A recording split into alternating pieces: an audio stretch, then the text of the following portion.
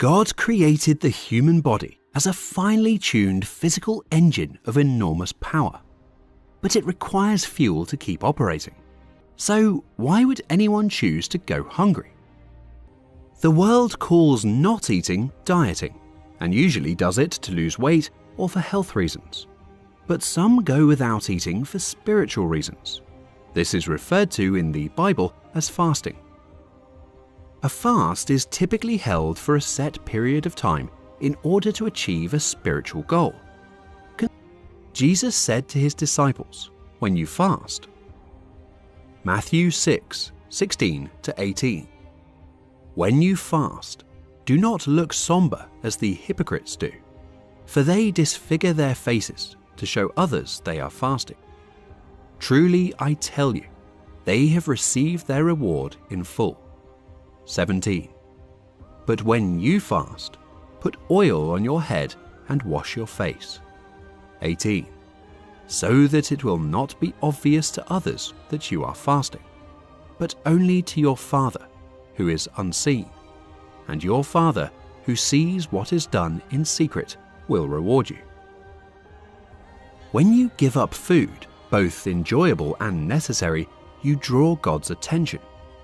Even back then, Jesus warned us not to flaunt our fasting. Jesus warned his disciples not to fast for public acclaim.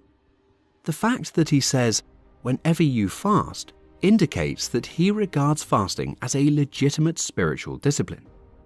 To fast is to temporarily abstain from a bodily craving, usually food, for the sake of a spiritual need. Instead of eating, you devote yourself to secret prayer, seeking God's intervention in the kingdom. If you've never fasted before, the thought of going without food for any length of time is probably frightening. Others have different concerns, such as, can I hold out? They don't want to embark on a journey they won't be able to complete. Others are concerned about how their friends will perceive them if they fast. The answer is simple.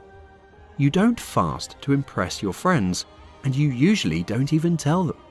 As previously stated, Jesus said, "When you fast, anoint your head and wash your face, so that you do not appear to men to be fasting, but to your Father who is in the secret place, and your Father who sees in secret will reward you openly." Matthew 6:17-18. Jesus was reminding us not to make an outward show of our religious dedication to God. Fasting, on the other hand, is a private commitment between you and God. You can fast privately and not tell anyone. Other times you will participate in a public fast, such as with your church or another individual. Fasting is a biblical discipline that can help anyone improve their spiritual fitness and become a prayer warrior for God. Some believe that Christians do not require discipline. However, we build our strength through spiritual exercises. We must remember that we are Christ's soldiers. A good soldier is well versed in a variety of disciplines. Fasting is just one of a Christian's many disciplines. Fasting, like climbing a mountain, is both spiritually and physically demanding. Set out on this adventure with a clear understanding of what you're doing and the knowledge that the road ahead may be difficult, but the benefits will be well worth it. Start small if this is your first fast. God will honor your first step of faith, which may appear small to others but be a giant one for you. God is also concerned about your heart's response during a fast. Your attitude is a very serious part of your fast. Just like when a man proposes to a woman, it is not the length of his proposal that gets a yes, but his heart. So when you start fasting, don't worry about how long your fast should last. Just make sure your relationship with God is in good working order. God is aware of everything. He understands and values the sincerity of your prayers over and above their length. So, if you've never fasted before, start with a one-meal skip fast. In the Old Testament, Jews were required to fast for one day on Yom Kippur every year. A day began at sundown and ended at sundown the following day, according to the Jewish calendar. God taught the Jews how to count their days. So the evening and the morning were the first day. Genesis 1:5. Plan to start your fast when the sun goes down, or perhaps a little before the sun goes down. This means you are going to do without the normal evening meal, then skip breakfast and lunch the following day. After the sun went down, most Jews broke their fast by eating a normal meal. If you're fasting for a specific answer to prayer, invite someone else to pray and fast with you. There's strength in numbers. Jesus said, Matthew 18:18-19, "Truly I tell you, whatever you bind on earth will be bound in heaven, and whatever you loose on earth will be loosed in heaven. Again, truly I tell you, that if two of you on earth agree about anything they ask for, it will be done for them by my Father in heaven." These verses are not just about prayer. They are also about the commitment we make in agreement with someone else. Purposeful fasting. When you're getting ready to fast, look deep within your heart to find out why you're fasting. Make a list of your cause. Put it down on paper so you can see it with your own eyes. When you keep a cause wrapped up in your mind, it can become blurred or vague. You may have a general idea about why you should fast right now, but take the time to write down your reasoning. It will sharpen your focus if you see it written down. Plan everything.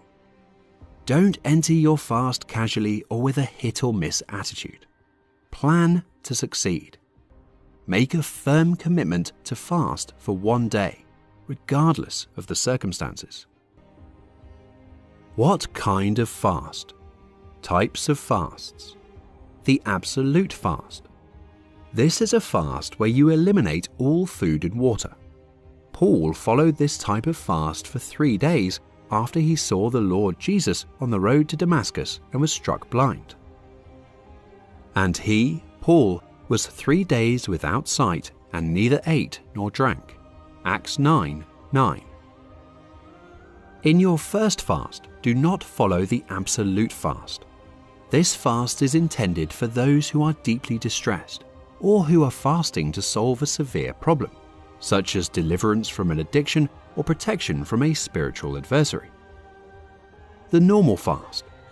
During this fast, you avoid all solid foods and drink only liquids. Fasting is most often used in the Bible to refer to people who do not eat solid food. The issue of drinking liquids is usually omitted. In those days, he, Jesus, ate nothing, and afterward, when they had ended, he was hungry. Luke 4:2. There is no mention of Jesus drinking liquids. When people fast, what do they drink? Many people cut out enjoyable drink items like soda and various types of fruit drinks. This corresponds to the Old Testament description of them afflicting themselves and fasting. The partial fast. In this fast, you eliminate certain liquids or certain solids, but not all liquids and solids. This is also called the Daniel fast. Whatever fast you choose as your first, keep in mind that it is a leap of faith. God sees your heart and will reward you accordingly.